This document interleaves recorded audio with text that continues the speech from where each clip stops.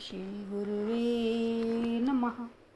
अखण्डानन्दबोधाय शिष्यसन्तापहारिणे सच्चिदानन्दरूपाय रामाय गुरुवे नमः।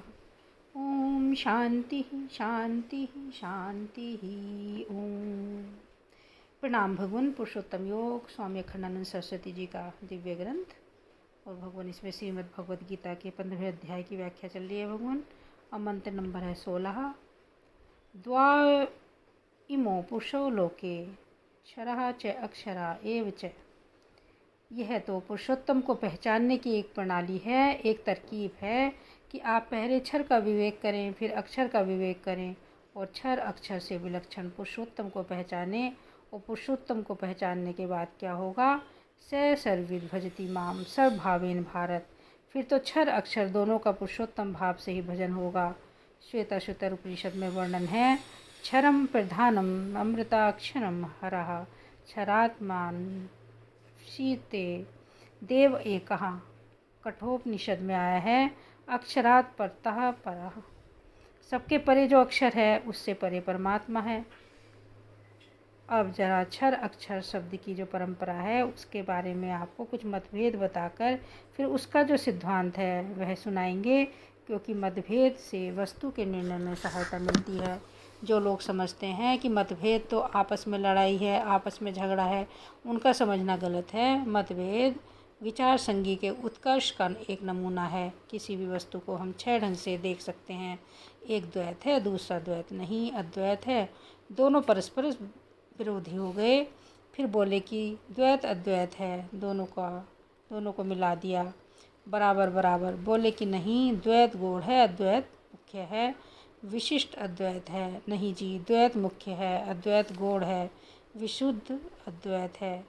तो देखो, द्वैत अद्वैत समान है, यह श्री निम्बकाचार्य का मत है। द्वैत ही है, यह श्री मध्वाचार्य कहते हैं। अद्वैत ही है, यह श्री शंकराचार्य का मत है। और द्वैत गौड़ है और अद्वैत प्रधान है, विशेषण है, द्वैत और विशिष्ट है। अद्वैत यह श्री रामानुजाचार्य का कहना है। श्री वल्लभाचार्य विशुद्ध अद्वैत मानते हैं।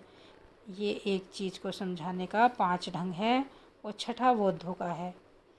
उसको हम इस प्रसंग में छोड़ देते हैं। यह भक्ति का प्रसंग है, भगवान का प्रसंग है, तो उसको इसमें क्यों लेना?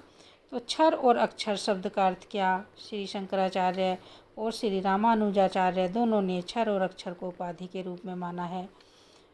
यद्यपि दोनों ने नतीजा अलग अलग निकाला। क्षर को ये स्थूल उपाधि मानते हैं, तो अचित संश्लिष्ट चेतन का नाम क्षर है और अचित संसर्ग से रचित चेतन का नाम अक्षर है।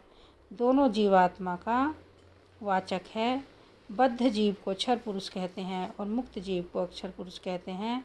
ऐसा श्री रामानुजाचार्य जी महाराज ने अर्थ किया है। और परमात्मा कैसा है? उत्तम पुरुषः तु अन्य है परमात्म इति उदाहरता। बद्ध जीव और मुक्त जीव ये दोनों नियम्य हैं और इनका नियंता जो परमात्मा है वह इनसे जुदा है। ये क्षर और अक्षर दोनों परमात्मा के शेष हैं, परमात्मा के शरीर हैं, परमात्मा के भोग्य हैं और उनसे विलक्षण परमात्मा हैं। तो शेषी पुरुषोत्तम परमात्मा है और बद्ध जीव, मुक्त जीव और क्षर अक्षर उपाधि ये परमात्मा के लिए हैं। इसलिए उन्होंने इसकी व्याख्या का ढंग बिल्कुल दूसरा ही अपनाया। यह उचित माने देह इंद्रियादि अचित जड़ वर्ग इनको अपना मानकर इनमें जो फंसा हुआ जीव है उसको क्षर पुरुष कहते हैं, और जो परमात्मा का ज्ञान प्राप्त करके इनसे मुक्त हो गया वह मुक्त जीव अक्षर पुरुष हुआ। क्योंकि जो विनाशी क्षर वर्ग है उसकी उपाधि से रहित होकर अक्षर पुरुष हो गया। इन दोनों का जो नियंत्रण करे, नियमन करे, जो इन दोनों से विलक्षण होवे उसका नाम पुरुषोत्तम। क्षर अक्षर विलक्षण पुरुषोत्तम का एक अभिप्राय यह हुआ। श्री मध्वाचार्य जी महाराज वो विलक्षण अर्थ करते हैं। वे कहते हैं कि क्षर पुरुष माने साधारण जीव और अक्षर पुरुष माने लक्ष्मी जी, जो भगवान नारायण के बक्षिस स्थल पर रहती हैं। इन दोनों से विलक्षण, दोनों के नियंता पुरुषोत्तम भगवान हैं। श्रीधर स्वामी ने एक तीसरे ही ढंग का अर्थ किया है। वे कहते हैं कि क्षर माने जगत और अक्षर माने जीव, पुरुषोत्तम भगवान दोनों से विलक्षण है। श्री वल्लभ संप्रदाय में इसका अर्थ मानते हैं कि क्षर माने इस क्षर शरीर में रहने वाला जीव और अक्षर माने ब्रह्मधाम।